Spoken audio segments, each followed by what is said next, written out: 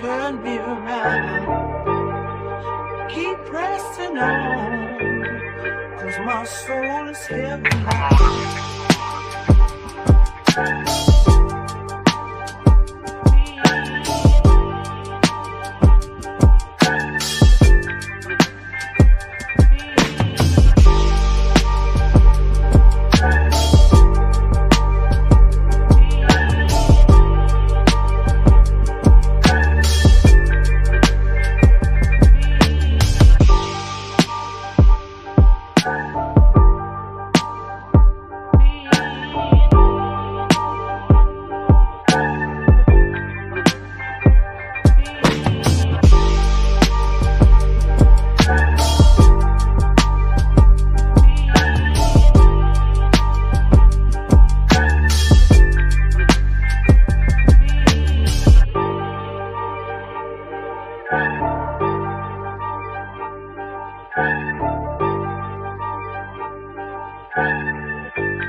Cause my soul is heaven bound.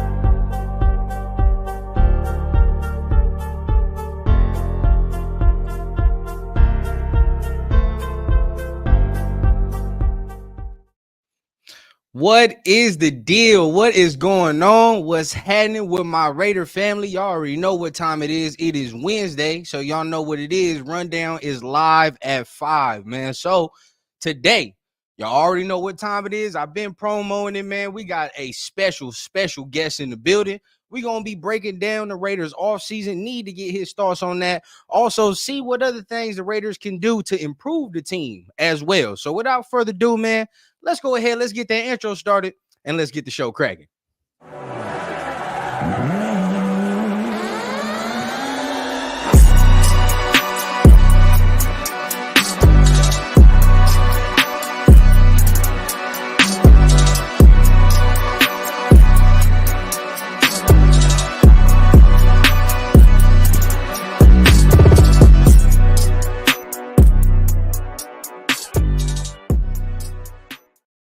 What is the deal, man? Back for another Wednesday show. I'm feeling good. Hope y'all feeling good.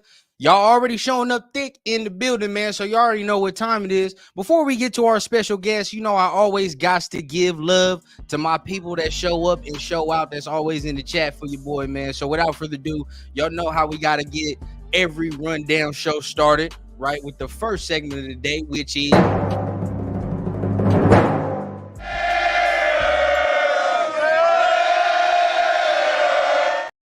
Gotta hit the roll call, man. See what's going on with my peoples, man, real quick. Like I said, I appreciate each and every one of you that's in the building. Make sure you hitting the thumbs up for sure. And secondly, man, if you really feeling what you're hearing, hit the subscribe button, man. Y'all already know what time it is, so you don't miss no content. But first and foremost, man, gotta hit my guy Raider Paul.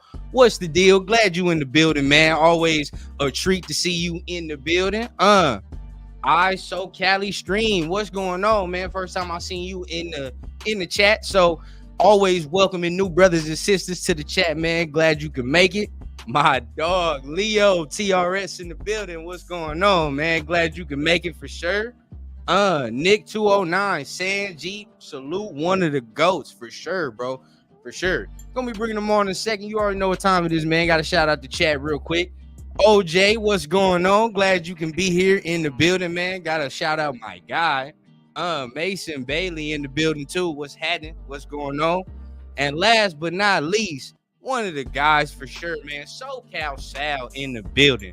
So, without further ado, man, gotta go ahead and bring my very special guest up to the congregation, man. Without further ado, got to introduce one of the Raider ghosts for sure when it comes to this content stuff, man. My guy Sanjit, man. What's going on with you, bro? What is good, bro? How are you doing? Man, I'm doing good, man. Doing good. I'm glad you could join me here, man. And like I told you before we started, man, like you definitely one of the reasons I started doing the streaming stuff too, man. I was watching you heavy before I even started going into this, but I'm definitely glad you can join us and share your wisdom.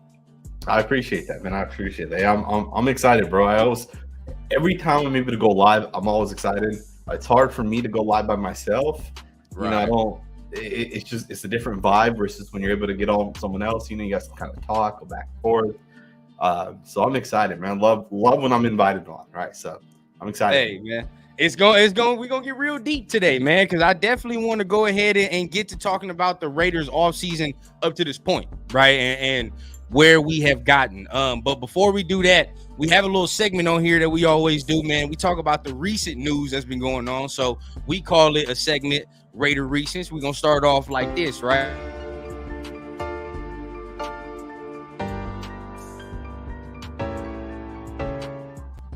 So this basically tells us, right, we basically detailing what's been going on as of lately. And the biggest story right now going out, and I definitely need your opinion on this, is the Aiden O'Connell and Devontae story, right? That's circulating around Raider Nation. Now, you know, Bleacher Report comes out and says Devontae loves Aiden O'Connell. He has the slight leg up in the quarterback competition. Real quick, two-parter. I need your opinion on the quarterback situation as of right now. And then what do you think about the article that's coming out that's circulating? Yeah, was it Jeremy Fowler that kind of started that? So it's interesting. So, you know, Jeremy Fowler was not at the Raiders OTAs or minicamp, right? So although, you know, he's part of ESPN, so he's going to get kind of like that hype or whatever, he wasn't actually there, right? So I just want to say that right away. But I do think Aiden O'Connell has the upper hand at the moment. I think, you know, that's kind of been widely reported by our beat writers as well.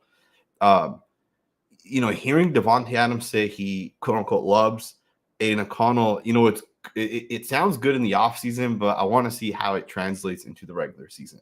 Right? Because, and this is something I've learned, like, you know, I think it's like my 5th or 6th year covering the Raiders.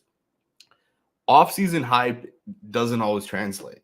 Right, it doesn't always translate, and then sometimes it might take a year for it to translate. Right, like an example would be the Raiders' defense. When Patrick Graham first came to the Raiders, there was so much hype about our defense in the offseason. I think it was mini camp where we had like a crazy amount of interceptions. I think it was the Rams scrimmage specifically. We were having a ton of hype, right? And this was camp specifically, but it didn't translate into that season. But the potential was there, and it translated a year later, right? So what I say that because with Aiden O'Connell, it might not work this year, but maybe it'll work the year after, right? So we'll see what ends up happening. I don't want to take too much of that report. What do you think? What are your thoughts on that? Well, I mean, shout out to my guys that I go on live with each week, but we always kind of get in an argument about it, right? We're split. Me and one of my other guys, shout out to Turf, we like AOC, right? We feel like, honestly, like I feel personally the best situation for the Raiders long term would be for him to start. That would, and for him to be the guy. That'd be the best situation long term. Now, does it happen? We'll see. I still have question marks about Aiden O'Connell when it comes to how will he be able to elevate the team. So we're going to talk about this a little later, but I personally feel the defense is going to win 6 to 8 games by itself, right? The defense, I feel like it can be that good, but what will the quarterback play add to it? What will the offense add to it? And that's kind of been the question that we've been having for years. So it's like, I haven't seen him win us games. And at the same time, I mean, the elephant in the room, the mobility factor, right? Like, how will he be able to kind of rectify that situation? That's kind of where I'm at with it right here.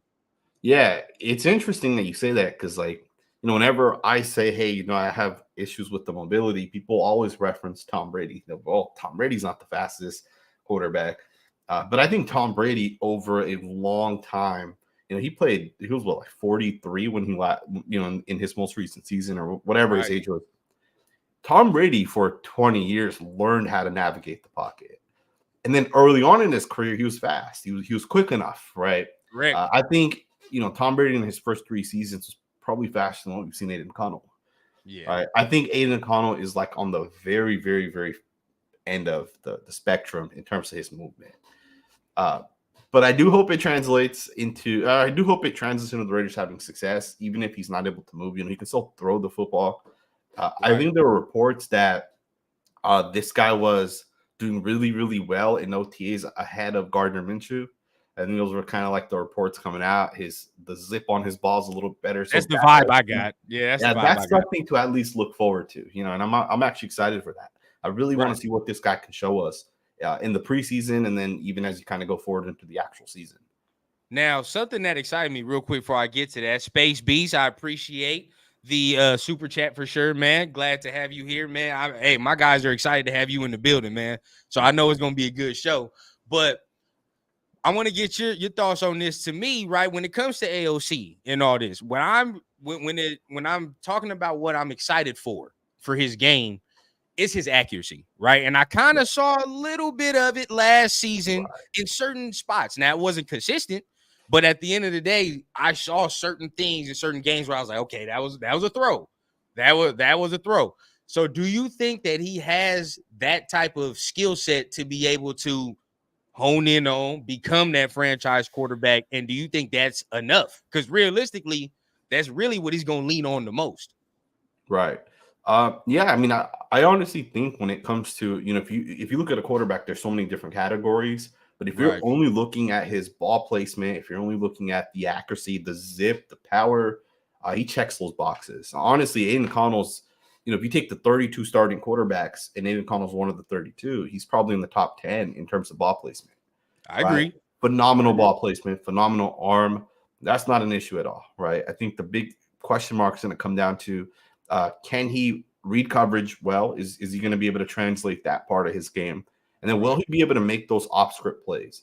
Right? Because, you know, the one thing that really used to piss me off with Derek Carr was Derek Carr will do everything 80% perfect. And then 20% of the time you'll have, like, you know, he'll throw the ball away on 3rd and 3.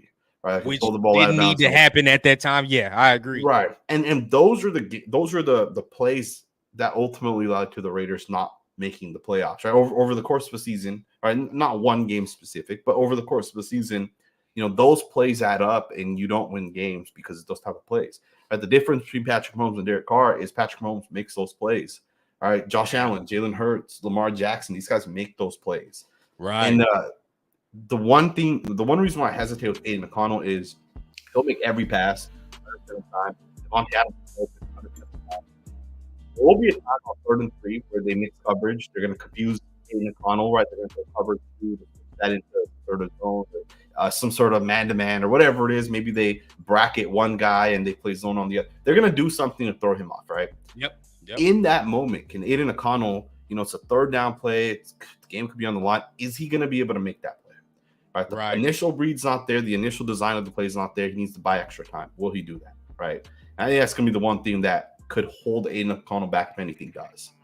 Man, you're speaking on real facts right now, touching on real facts. Because me personally, I'm like, that's my biggest concern. right? That's my biggest concern, because we see in today's game now, it's not a necessity, but at the end of the day, to be able to just the threat of it, the threat to move, right? It does things to defenses when the quarterback is outside of the pocket, right? Like that causes confusion and all type of things like that. So it's like I kind of need and think we need that element in our offense, right? And we haven't had that in a long time. Right. Now, how quick can he move outside the tackles is the question for me, because we already know as soon as he get outside the tackles, we're not expecting no Lamar Jackson. You know what I I mean? don't expect him to run. And that's the thing, is when you tell people like, hey, he needs to be more mobile, people think they instantly go to, oh, he's not Lamar Jackson. He's not going to run for 400 yards. That's exactly. not what we're asking. We're asking him to create a play, right? Get out of the pocket, throw the ball, right? How quickly can you move outside the tackles? Like, that's really what we're looking for. Right. So, and I think that's the one thing with Gardner Minshew, that Minshew has the upper hand. Right. Minshew might not be as good of a passer as Aiden O'Connell, but Minshew can move well, right? He's quick enough. He's fast enough. I think the one thing with Minshew that's going to limit him is his ability to read coverage consistently. I think if there's one thing I've seen on tape from him over the past season is that when teams, and keep in mind, there's certain teams that'll mix coverage like crazy. Every week, the Patriots will mix coverage no matter what. So when teams go in to play the Patriots, they expect them to mix coverage. They expect them to do different things.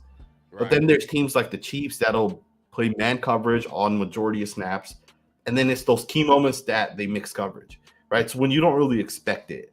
And in those moments, Gardner Minshew is the type of quarterback to throw an interception, right? So that's going to be the one thing on him. But it's going to be an interesting battle regardless, right? Because one of those guys is going to have to step up, right? We know what Minshew is. Aiden O'Connell is the fun wild card for me. So I'm actually really excited to see what he has. So, quick question, and then we're going to touch on the free agent signings. I want kind of your opinion on that. Okay. So if AOC loses to Gardner, right? Would you venture to say that we're probably going to be drafting a quarterback within the next 2 years? So this is the interesting thing with Aiden O'Connell, right? Is if Gardner Minshew wins that job and he struggles for 7 weeks, and do you go back to Aiden O'Connell even though he lost the job? So it's kind of an interesting thing, as opposed to if Aiden O'Connell starts the season and he struggles, then you can go to Gardner Minshew, and that's like a natural. You're kind of moving on to Aiden O'Connell as a starter. But then there's also that other factor. So like, what if we're like 2-7 and we bench Aiden O'Connell, we go to Gardner Minshew, and he wins 8 straight games or whatever it is, and we end up like 9-7, we barely missed the playoffs. Then do we go into next season with, okay, Gardner Minshew's our guy, right? It's such a hard thing for the Raiders at the moment. Honestly, I hated the fact that the Raiders went out and got Gardner Minshew. I really did hate it. One, he's not a great quarterback right off the bat, right? He's I don't know how high his ceiling is.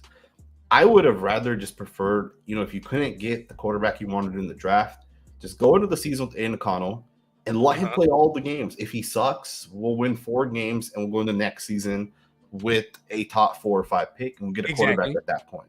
Right. If Aiden O'Connell's benched at any point, or if he doesn't win more than like 5 or 6 games, I find it hard to believe the Raiders won't get a quarterback this season. Oh yeah, 100%. In the draft, that is 100%. I was team quarterback this year, right? I was already at. You were too. Absolutely. Now it was Jaden Daniels, of course. I mean, if we could have got one, were you on Jaden Daniels' train? Yeah, I actually really like Jaden Daniels. The second guy that I liked that was like actually a potential for the Raiders to get was Bo Nix. Bo Nix, you like Bo Nix? Okay, hey, my man Leo is excited to hear that. Not a lot of us liked him, but what did you like about him? I know a lot of people didn't like him. It's weird because Sean Payton. There's a story that Sean Payton, when Patrick Mahomes was coming out, Sean Payton wanted him. They're picking like 10, 11 or 12 or somewhere around there. And he had made it known that I'm taking Patrick Mahomes, right? We need a quarterback. We're going to get Patrick Mahomes. And the Chiefs jumped them, and they took Patrick Mahomes. And then I think he did like a presser afterwards. And he had made it known that, hey, we wanted Patrick Mahomes. Like, he told them in that presser, he goes, I think he's going to be a great quarterback. And I think with Sean Payton, although he's kind of sucked, and I know he's with the Broncos, and we got to be a little biased, but Sean Payton's a good coach when it comes to being able to coach quarterbacks. Okay. Right. And I think he has that talent. And I think there's a chance Bo Nix is going to actually end up being good. And Sean Payton was able to kind of see that. Okay. Okay, So that's we'll see. interesting. That's it. A lot of us didn't like him. Me personally, I wasn't a fan. You're But right. I mean, I always did say, I mean, getting him in that right system, it might be Right. good, right? Might be good. Now, we already on the draft, so we might as well just continue to touch on the draft, man. It's only natural. So as far as this year, what the Raiders have done, right? This was the first year in the first round where I know a lot of us looked at the player after he was picked, and then a lot of us didn't have no concerns after we did our research on that Right. first Right. round Right. player. You know what I Right. mean? But where were you as far as rounds 1 and 2? Because I mean, I saw what you said about Jackson Powers Johnson, and I definitely want to touch on the offensive line too. But where are you on Brock Bowers right now? So I try not to give an opinion and then change my mind, and then the last thing I want to do is lie about something, right? Because the Raiders didn't take a guy or they did take a guy, right? I did not like the Brock Bowers pick when it happened, and I still don't like the pick, but I don't like it because I think Brock Bowers is going to suck, right? That's not why I don't like the pick. I think Brock Bowers is arguably the best player out of this class, right? The reason why I don't love the pick is because I think the Raiders need a right tackle, and I think I would make the argument a tight end doesn't matter all that much, right? To me, tight ends aren't game changers, right? They're really not, in my opinion, at least. And I understand Brock Bowers is more than just a tight end, right? I think a lot of people will say, well, he can be used in multiple different ways. He can be used in so many different, you can put him wherever you want on the field, right? Right. The thing is, we had spent a second round pick on Michael Mayer just the year before. All right. And it's not even just the second round. It was a borderline first round pick, right? Michael Mayer was, I think, the second pick or maybe the third pick in the second round. It was like the 34th overall pick, whatever he was. And so to me, the fact that you already have a tight end, I think the Raiders should have went. And obviously, we weren't going to get a quarterback at that point, so that's understandable. I think it would have made sense for the Raiders to still take a right tackle, right? Or what you could have done is, the Rams had called the Raiders, right? There's this entire video. The Rams really wanted to trade up. They wanted Bowers up here. Right. They offered the Raiders an additional second round pick. Think about this, man. The Raiders could have went back. I think it was like the 19th overall pick. Right. They could have given that to the Rams, and then they could have gotten that second round pick as well. Maybe they had a third round pick for next year or whatever it is. And you could have still gotten a guy in Tyler Guyton, who I think Tyler Guyton's going to end up becoming one of the top 10 best tackles in the NFL. Right? You give him 2 years, I think he's going to be such a great tackle. And outside of Tyler Guyton, we took Jackson Powers Johnson, which we would have probably taken him anyways. That shores up your offensive line right there. And then you'd still have another second round pick. And there were so many good football players that I think went in the second round. Right? There are good defensive tackles. There are good defensive ends. There are good. That's true. You could have doubled up and got another guard, right? You could have taken the guy the Cowboys took in the third round out of Kansas. You could have taken a wide receiver potentially, right? If you really want to move up a little bit. There was a couple of receivers. I think the Chargers took a guy in the second round out of Georgia. Yeah, they put McConkey. So I don't know. Again, I don't hate the player. So I hope people can understand. I don't hate the player, right? Right. I just think that tight ends don't matter as much, and that's my personal opinion. You don't have to agree with that. The people in the watching this video, you guys don't have to agree with it.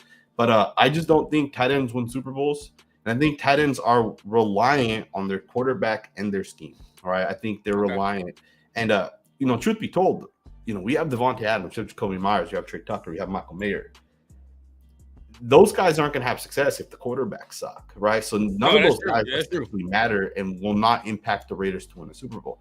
But what will impact the Raiders to win a Super Bowl is going to be your offensive line and it's going to be your defense line. Those two positions matter so much more than any other position in the NFL, right? Outside of your quarterback, of course. So I don't know. And then some people even have been talking about Colton Miller. I don't think it's going to actually happen, but some people have been saying, hey, is there a potential that the Raiders trade Colton Miller away? I've been hearing a lot of that. It's not because he's a bad football player, right? But look, he has an injury history and longer too. He's as good as he will get, and he's a really, really, really good football player. But he's not like a top 3 left tackle in the NFL. Right? I agree with that. Stools, tier 1. Tristan Wirfs, tier 1. Christian Darisaul's probably tier 1 as well. There's probably like been on 5 or our 6 team, but tackles yeah. out there, you know? Right. So, So I mean, now you talk about Bowers. I hear you with that. At first, I didn't understand it either, right? I was a Fuaga guy. That's who I kind of wanted him at 13 right. right there, because I wasn't thinking about Bowers at all. It's not that he's a bad player. It's just like we don't need him. Right. No So one was thinking about him. yeah, No exactly. one. So it's like, now if he goes to a team like the Chargers or whatever, now I'm kind of mad. But at the end of the day, it's like, we get him. I see the skill set. I kind of understand what they're going to try to do. They're not going to use him as a traditional tight end. He's going to play all over the place. So we'll see, right? I mean, for him, it's all dependent on when we get in the season, how he's being used, like you said. So, I mean, is he like a game-changing wide receiver that you draft right there where you just put him anywhere and blah, blah, blah? We don't know that yet. I mean, I think we still got to see how the scheme fits him. Now, the second round pick, Jackson Powers Johnson, I'm very excited about that one. I love that pick right there. I think we're going to be good with him there. But then we start going to the tackle out of Maryland. That's really where I want to ask you, because at the end of the day, I think we all are kind of, on the same kind of mindset where we like Jackson Powers Johnson. We think he can be really good. In my opinion, I think he can be really good. I don't know what your ceiling is. What is your ceiling for him? For Powers Johnson? Yeah. I think he has Quentin Nelson, Kevin Jenkins, Tyler Smith. He has like that bully mindset. Right. And I think he's going to become one of the top 3 or 4 guys at his position in the NFL. Now, it's hard to say, like I could ask you who's the best guard in the NFL. There's like 7 guys that would be ranked as number 1. Right? It's very hard to separate those guys to say this guy's truly better. I think Jackson Powers Johnson is going to be right there in that same mold. Right? I think Powers Johnson is going to end up becoming one of the best guards in the NFL. Now, I'm going to be honest with you. I don't love the fact that we took a guard in the second round. If he was a center, and he's our long-term center, it's my favorite pick of the draft. But since he's a guard, and I think the projection now is he's going to be a guard long-term, right? I think that's kind of what the Raiders have been saying. The way it looks, because now you got Andre, and he looks like he's going to be here long-term, so that's the way it's looking. Right. And so, to me, like Creed Humphrey, when he came out of I think he came out of Iowa, or may have been one of those. Creed Humphrey, the starting center of the Kansas City Chiefs. Right. He was a second-round pick. He was considered the best center in that class. And when you watched his tape, his college tape, you knew this guy's going to be a great center in the NFL. And now that Jason Kelsey's retired, Creed Humphrey is widely considered the best center in the NFL. Right. So you look at the Chiefs, they got the best center in the NFL, and it helps that offensive line, right? Because you have a center that can communicate. He's a great football player in himself. Guards don't matter as much, right? Centers matter and your tackles matter. Guards don't matter as much. And if I asked you who's the starting guard of the Cleveland Browns or the Miami Dolphins or the Carolina Panthers, and not you specifically, but if I asked, most of the people watching right now, if I asked a random football, they're not going to know. You mostly only know the starting guards of your own team. And the reason why you don't know is because guards don't really matter, right? They essentially don't matter, right? And so if Powers Johnson is going to be our left guard for the next 10 years, I don't love the pick as much. Okay. Not saying that I don't think he's going to be a great football player. I think he's going to become one of the best guards. I just don't think guards matter all that much. And if he becomes a top 2 or 3 guard, are you really going to allocate $20 million to a guard? That's true. So that's just something to kind of think about, right? We're going to have to pay this guy down the line at some point. And it's the same thing you got to keep in mind with Michael Mayer and Brock Bowers. You're going to have to pay these guys. And they're going to be top 7 guys in terms of the contract at their position. Now, we won't have Devontae Adams in 5 years, so it's all right at that point, right? You'll still have 2 really, really good tight ends. It's just interesting the way Tom Telesco drafted, because I do think the 2 guys are great picks. Right. And if he does what he did this last draft, where your first and second round picks are, Pro Bowl caliber players, if he does that for the next 5 years, our team's going to be good. There's just no way it won't be good. Like the roster will be legit. It'll always come down to coaching if we win Super Bowls or not. But I like what he did with those 2 guys. Now, Glaze, I think, is the guy you're going to ask about next. That is where we're going to go next, because this is where we're going to have the bulk of the conversation with the offensive line, because I know that's kind of your specialty, right? So we're going to have the bulk of the conversation. But when you talk about Jackson Powers, I just want to touch on that. That kind of does fall. Now, when you put it the way you put it, it kind of falls into the theory on what I was saying, where I was like, I don't like drafting a left tackle and making him a right tackle or vice versa. You know what I mean? Like, I don't like doing that. So it kind of plays into that the way you described it just now. Now, I mean, it all depends on like what's your feelings on Andre James at this thing right now. I mean, they gave him that extension. Right. Me, I was not a fan. Right. I always said, and funny enough, me and my guys talked about it. We were always saying, like, let James go and try to draft Powers Johnson to be the center. Like, that's what we were trying to, or let Dylan Parham maybe get something over there or something like that, since he's done that before. But what's your thoughts on Andre James first and foremost? And then let's touch on the right tackle position, because that's really where we have our question marks too. Yeah, you know what's crazy is so I do agree with you on Andre James, right? I think the Raiders should have moved on from Andre James. Essentially, the contract we gave him is a 2-year contract, right? It is technically 3 years, but we can get out of it after 2 years. Okay. It's crazy to me because, you know, I look at teams around the NFL and I look at how they draft and like the value they get out of certain guys.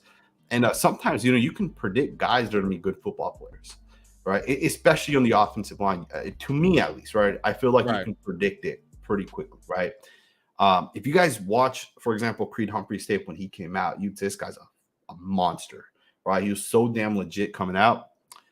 There's a guy who was a center that went in the 5th round to the Buffalo Bills. His name's Cedric Van Pran. He's the guy coming out of Georgia. Georgia, yeah. 5th round pick. He's gonna start for the Bills. It might be this year. It might not be because he is a rookie. I think center, it takes about a year for you to develop and really understand the cause. But by next year, Cedric Van Pran will be 23 years old. He'll be a starting center for the Bills. And I think he'll be a top 10 center. I think you can watch his tape and realize this guy's legit, right?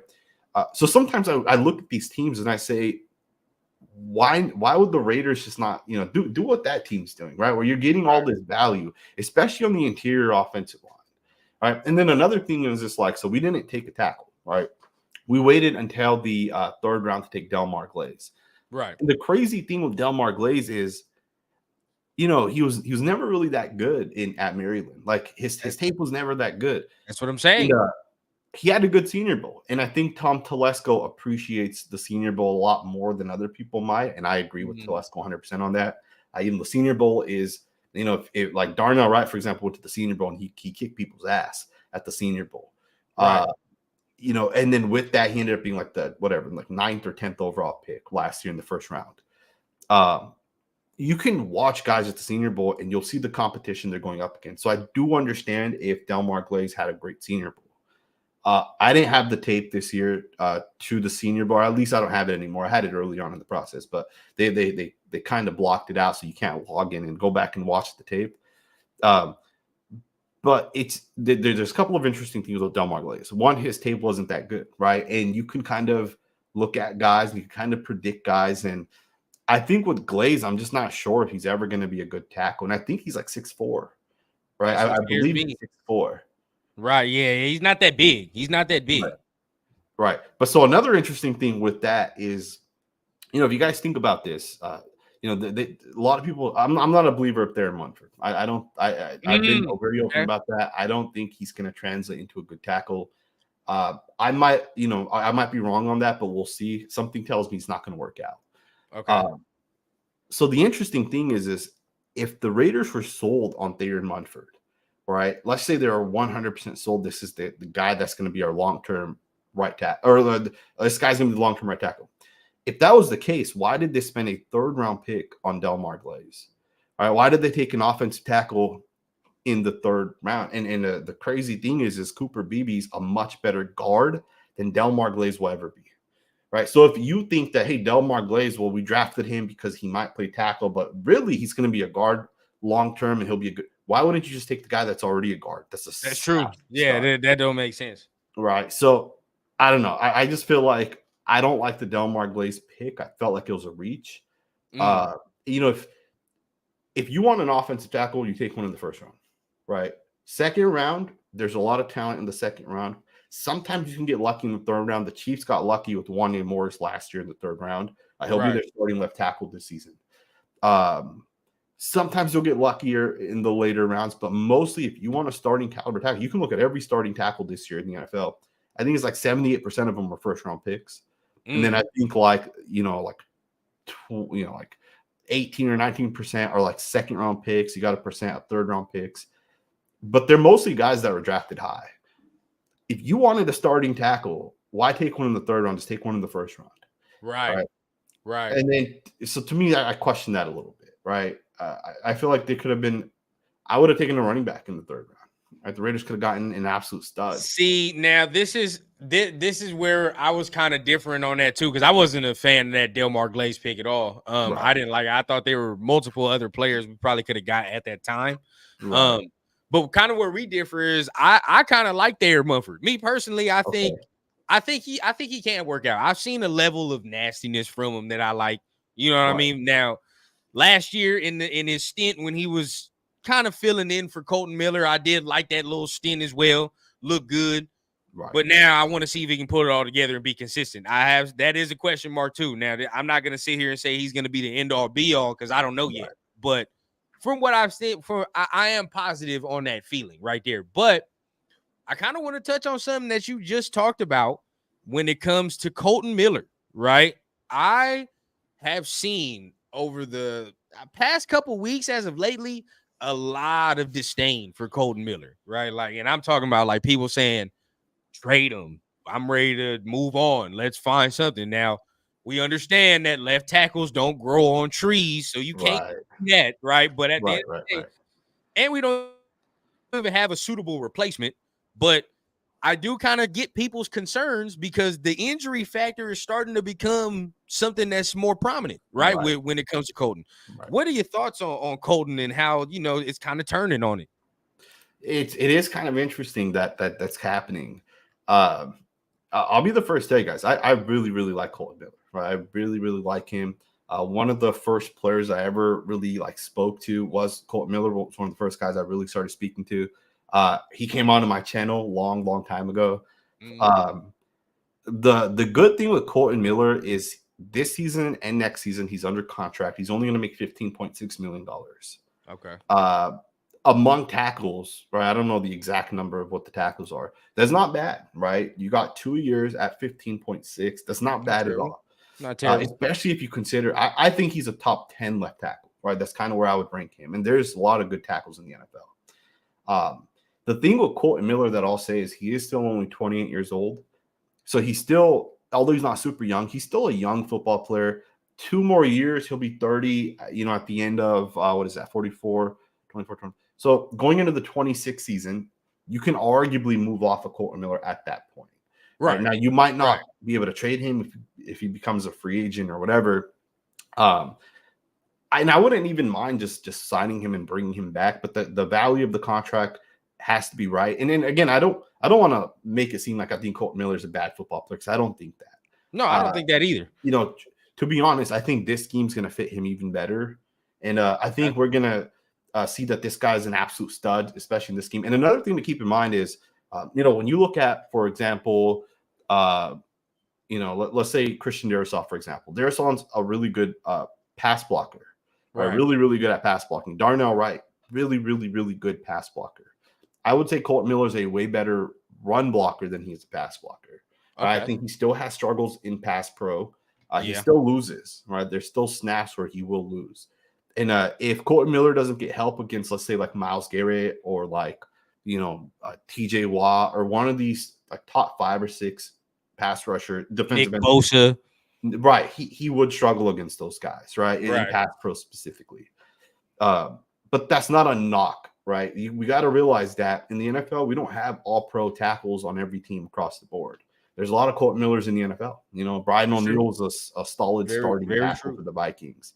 Colton McKivitz is pretty good for the 49ers. Braxton Jones is pretty good for the Bears, right? There's good starting tackles in the NFL that aren't top 5 caliber guys. And I think Colton Miller's kind of in that same mold. And I do think he's also on the higher end of the tier 2 guys. Right. And I would agree with that. Like I said, I never thought he was like a top 5 left tackle, but you can make an argument to be a top 10 left tackle for sure. I agree. But then the injury concerns is where it's starting to get me because they start to pile on, right? But like you said, once once you reach that 30 age, we either can make that decision to either move on or whatever. But if you're going to move on, I would hope that a suitable replacement is in mind, right? When you Right. come to that left tackle, because you're going to need that.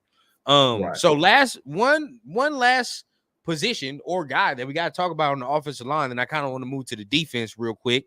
Dylan Parham, right? Moved to right guard. So I think that is a beautiful move. If Right. I'm not mistaken, a lot of people haven't gave me confirmed or confirmation yet, but I thought when we first got him, he kind of played right guard at first, Right. and then he got transitioned to the left guard, and then a lot of us didn't like that move from the jump. Right.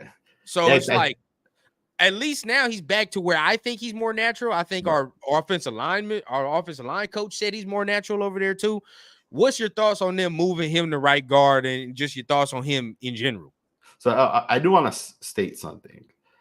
When I look at offensive linemen, I don't have another case of a guy that played offensive line that went from left tackle to right tackle, right guard to left guard, right? Like college to the NFL, they switch sides, and they didn't eventually get used to that position, right? I don't know. Maybe, do you know any player that, like, they're a left guard and then for 3 years they sucked and then they finally got moved back to right guard and they became really, really good? Do you know of any other guy? Not really, not become like a Pro Bowl guy all of a sudden. You know what I mean? Here's the thing: like, we saw Penei Sewell go from left tackle at Oregon and then go to the Lions to play right tackle. Tristan Wirfs, although he had played right tackle in college, also played left tackle in college, especially as he kind of ended. And then he came to the NFL and played right tackle. And for 3 or 4 years, he played right tackle. And then this past season, he just moved back to left tackle. Right. So I feel like there's guys that are moving back and forth all the time. Powers Johnson's going to go from, he played a little bit of right guard 2 years ago, center last year, to now he'll be going to the left guard spot. Left guard. In my opinion, and I truly do let me rephrase that. I don't want to say something I'm going to regret.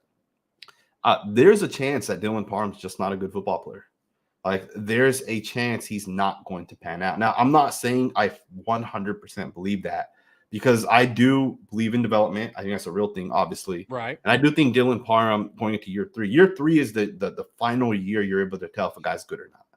Year 3 is, if you don't take the year 2 leap, there's a chance you'll take a year 3 leap. We saw that with Malcolm Kuntz. Right. The one thing I will say with the guard is, with guards, you can see in their rookie years if this guy's good or not. You see pretty early when it comes to that, yeah. Right. And Dylan Parham has good snaps. That's not the issue. I just think sometimes he struggles with power. And the thing with, if you're a guard, if you're a tackle and you're fast and you're quick, the way Colton Miller is cool. You're going up against defensive ends. But when you're going up against, 350-pound defensive tackles, it's a different ballgame. You're going to see that every week. Yeah, you see that every week. Right. And last year, I feel like he struggled with power. And we'll see if he actually works out going back to the right guard position. But I find it hard to believe that 2 years at left guard, he wasn't able to learn the position. Right. And then we're just assuming that he's going to go back to right guard and he's become really, really good. Now, it's funny you say that. Initially, when we were making all these signings on the offensive line, and my guys, that I do lives with, shout out to TRS, they can attest. My initial thoughts was, somebody on this offensive line is kind of in trouble. Right. Somebody ain't playing the way they supposed to. And I initially thought it was Dylan Parham. Right. Not saying he's a terrible football player, but I think certain moves that we done made, signings that we've made, is kind of like, hey, you got to get yourself in gear type of signings. You know what I mean? That's just in my opinion, where it's like, if you don't pan out here, you're going to get replaced by a veteran guy until we find that solution. You know what I mean? Like, that's kind of where I'm at right there. But I think this offensive line is looking at least better than it was last year or the past 2 years. Better. I'm actually excited for the offensive line this year. I think we have a left tackle for at least 3 to 5 years. We have a left guard for 10 years.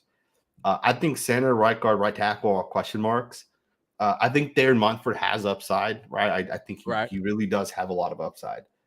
But I think Dylan Parham's the guy out of the 3 that's most likely to be here long term, right? Okay. I think with Andre James, you got to look to upgrade Andre James. And I think with Darren Munford, I just don't think he's going to be a good football player, right? But that's my personal opinion, and I'll probably change that after I watch camp, preseason, and I kind of see how he's moving and those type of things.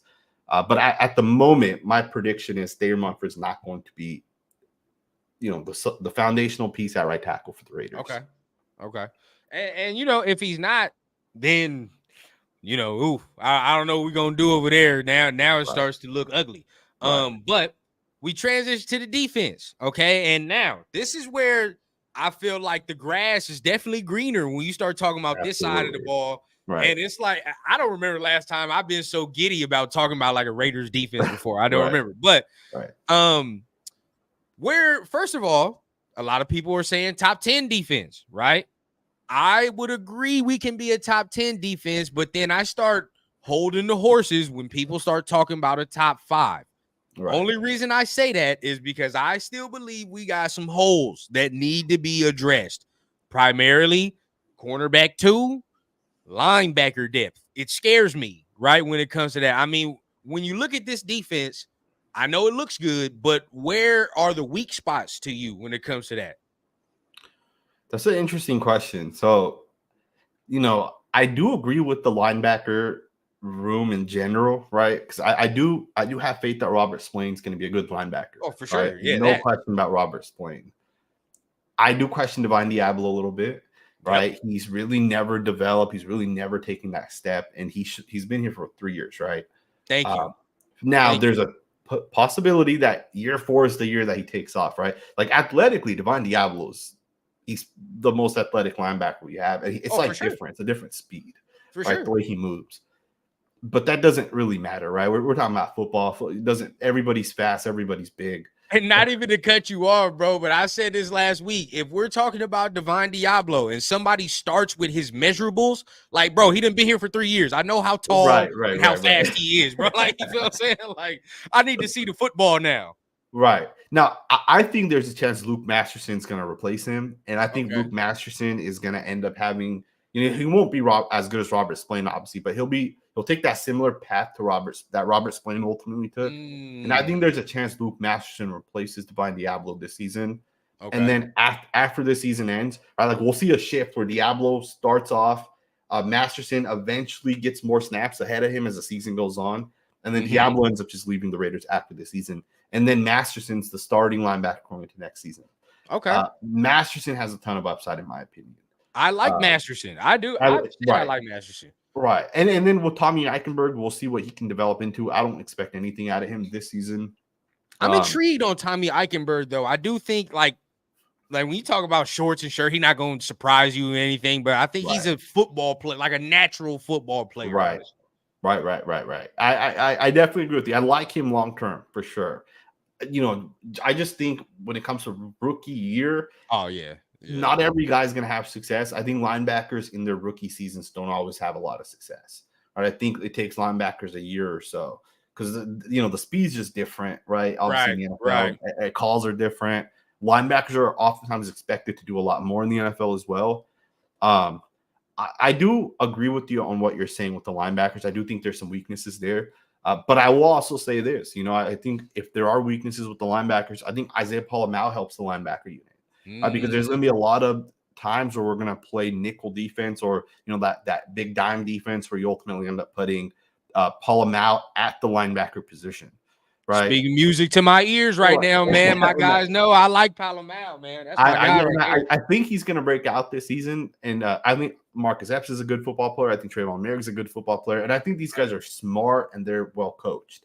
And I think Patrick Graham's such a phenomenal coach. I am so glad that the Raiders brought in Patrick Graham. And it's crazy because after that first year, a lot of us are like, is this guy going to be a good coach? We were scarred by the Paul Gunther. So we were like, we don't know. Exactly. But he's not that, and you can tell, Patrick Graham was with Bill Belichick, I think, in the past, right?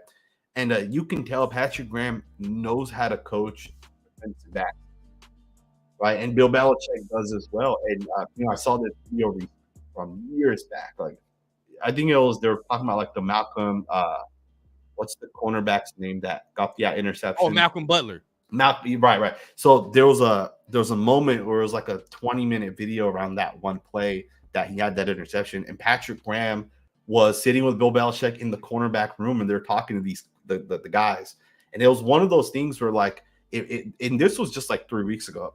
It really made me realize why Patrick Graham does a great job with the defensive backs, and our defensive backs are freaking legit.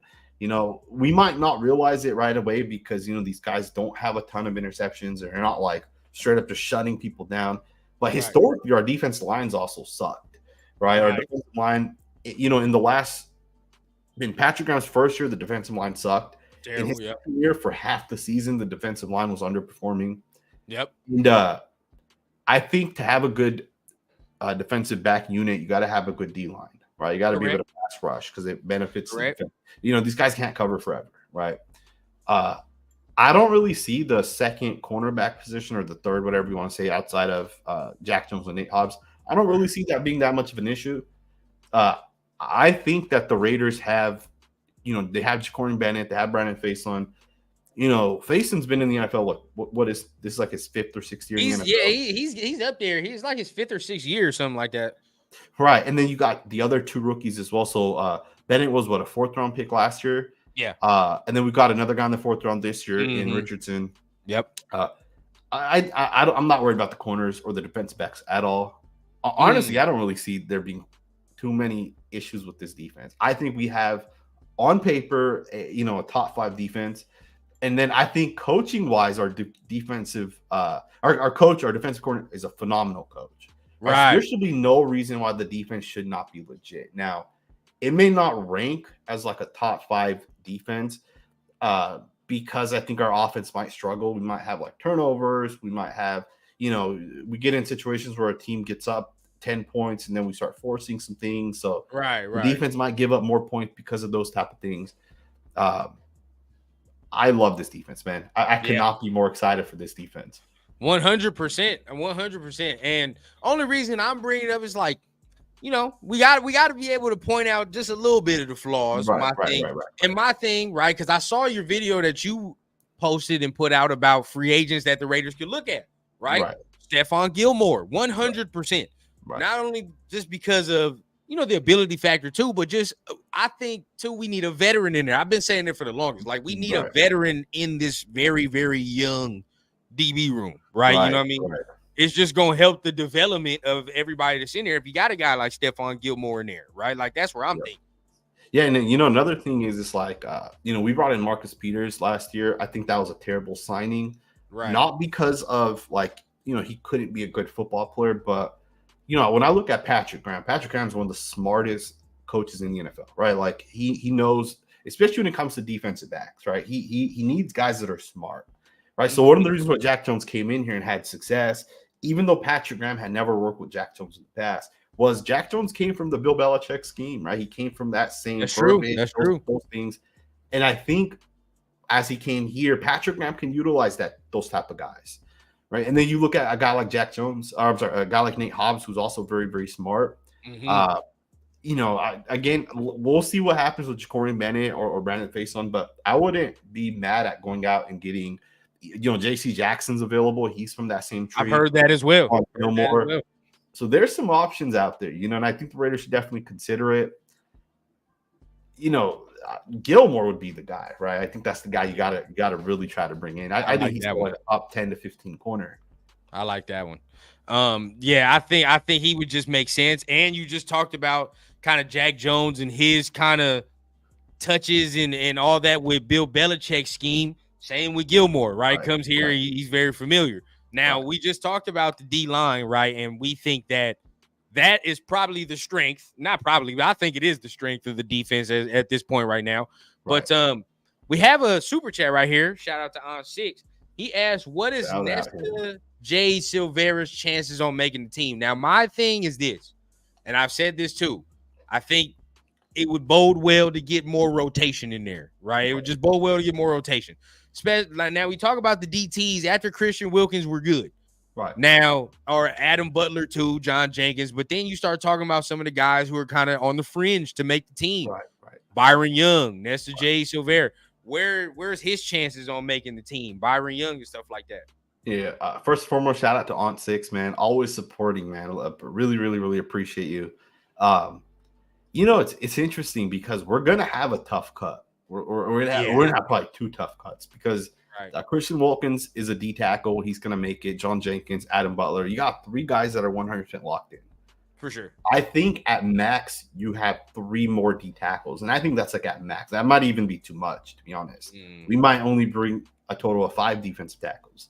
So the top 3 are already locked in, and then you basically have Byron Young, Matthew Butler, Nesta Jade Silvera, and Marquand McCall. That's 4 guys that are going to basically competing for two spots. Right. And the hard thing is like, you know, Marquand McCall, the Raiders basically gave him a contract to bring him back in this season.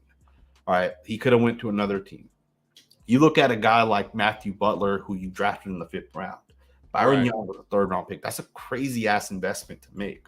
You know, 1st, 2nd, 3rd rounds, I think are they're high. They're high. You know, 2nd and 3rd, people might sleep on it, but those are high investments to make. You find superstar caliber players in the 2nd and 3rd rounds. All right, and we took Byron Young, and I don't see a world in which we cut Byron Young, right?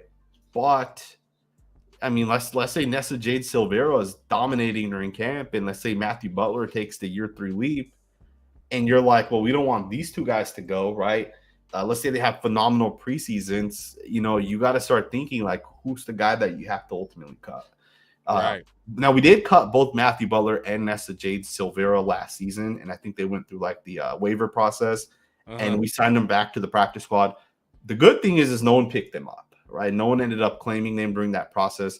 We lost, I think, Drake Thomas, the linebacker, last year, as well as the other offensive lineman. McClendon Curtis, did we not? Which I liked him. McClendon Curtis, right. Yeah, so and we lost him through that waiver process, right? And I hate that the practice. Yeah, I hate that it works like that. That if you want to bring someone into the actual game, that you have to release them to get them back onto the practice squad. I hate that you have to do that, but yeah, that don't make no sense, right? But it is what it is, you know. And we did do that with Butler and Silvera last year, where we released them, but we brought them back on the practice squad. So I think there's a world where we can release both of those guys and bring them back to the practice squad, and then we can end up keeping Marquand McCall. As well as Byron Young, right? Like on the active roster. McCall is kind of the wild card in my opinion, because some people I haven't seen too much of him. I don't know what he'll be able to do.